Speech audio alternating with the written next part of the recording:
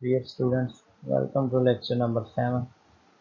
आज के लेक्चर में हम एक एनर्जी की नई यूनिट को डिफाइन करेंगे जो कि इलेक्ट्रॉन वोल्ट है। एटॉमिक लेवल पे जो एनर्जी की यूनिट यूज़ की जाती है उसे हम इलेक्ट्रॉन वोल्ट कहते हैं। जैसा कि हम जानते हैं कि एनर्जी की एक यूनिट जूल जो कि लार्ज स्केल पे मैकेनिक्स में यूज़ होती है, इसको हमने डिफाइन किया था। अब ये दोनों यूनिट्स एनर्जी की हैं तो इनके दरमियान में रिलेशन होना चाहिए, जो कि हम प्रूव करेंगे कि 1 electron volt is equal to 1.6 into 10⁻⁻19 joule के बराबर होता है।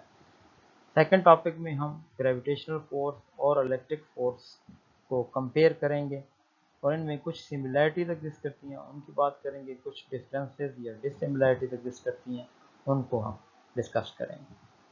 जैसा कि हमने कहा कि इलेक्ट्रॉन वोल्ट एनर्जी की यूनिट है, तो हम इसको डिफाइन करते हैं कि the amount of energy acquired or lost by the electron when it is displaced across 2 points having a potential difference of 1 volt। अब हम इसको अंडरस्टैंड करने की कोशिश करते हैं।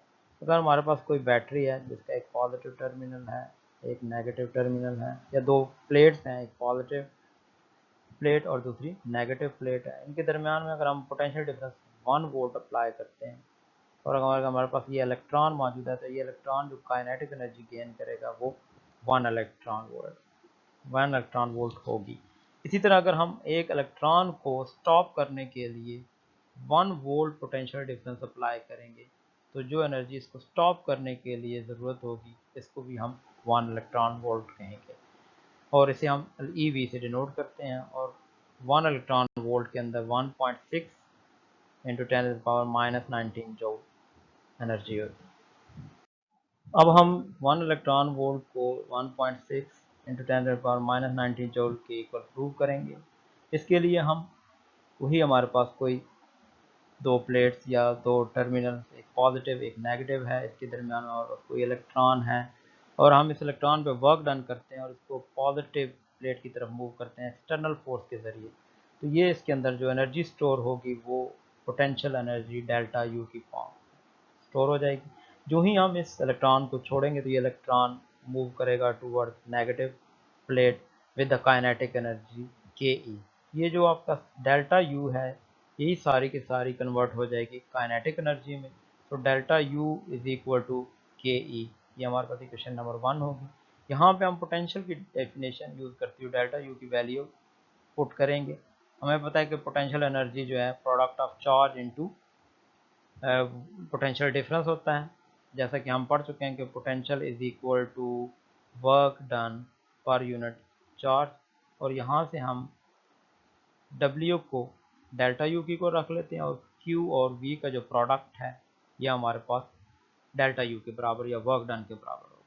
अगर हमारे पास चार्ज की वैल्यू, जैसा कि हम जानते हैं कि इलेक्ट्रॉन या प्रोटॉन पे जो चार्ज होता है वो 1.6 इंटू 10⁻⁻19 कूलम होता है और हमें पता है कि यहाँ पे पोटेंशियल डिफरेंस जो हमने कहा था कि हम 1 वोल्ट अप्लाई करेंगे, तो अगर पोटेंशियल डिफरेंस 1 वोल्ट होगा तो हमारे पास काइनेटिक एनर्जी जो इलेक्ट्रॉन गेन करेगा वो हम फाइंड आउट कर सकते हैं।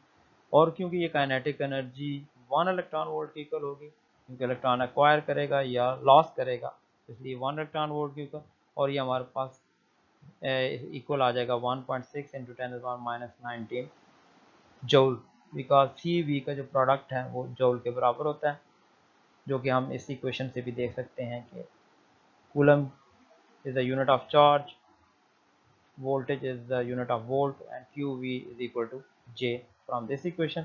तो हम cv की जगह j लिख सकते हैं। जैसा कि हम जानते हैं कि इस चैप्टर में हमने सबसे पहले इलेक्ट्रिक फोर्स को डिफाइन किया था और कूलम लॉ को स्टडी किया था।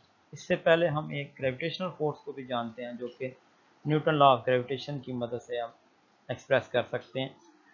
यहाँ पे हम इलेक्ट्रिक फोर्स को दोबारा डिफाइन करेंगे और लिखेंगे।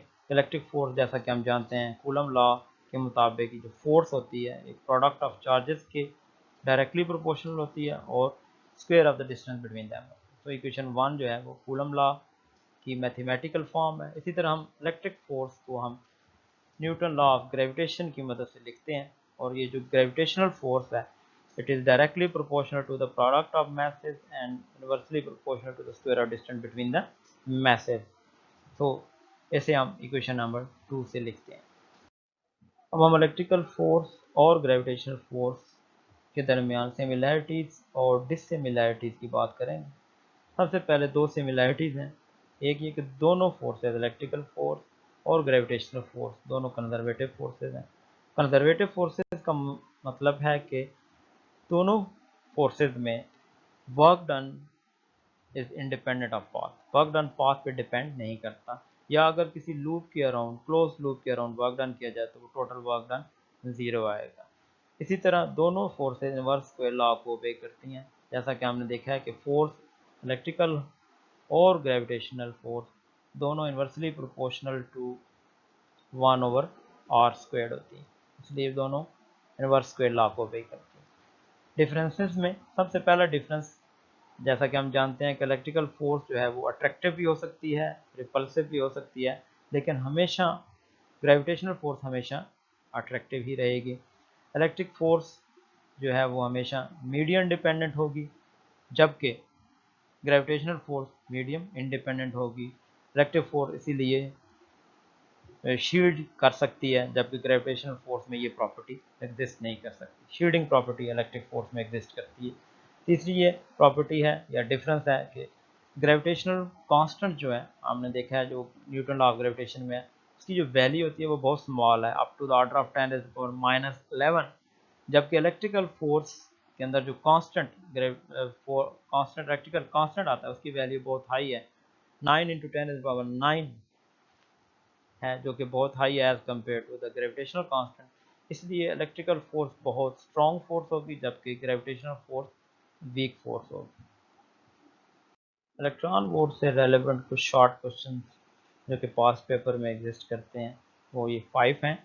सबसे पहले what is electron volt, defined करें, ये रिलेशन शो करें कि एक इलेक्ट्रॉन वोल्ट में कितने जूल होते हैं।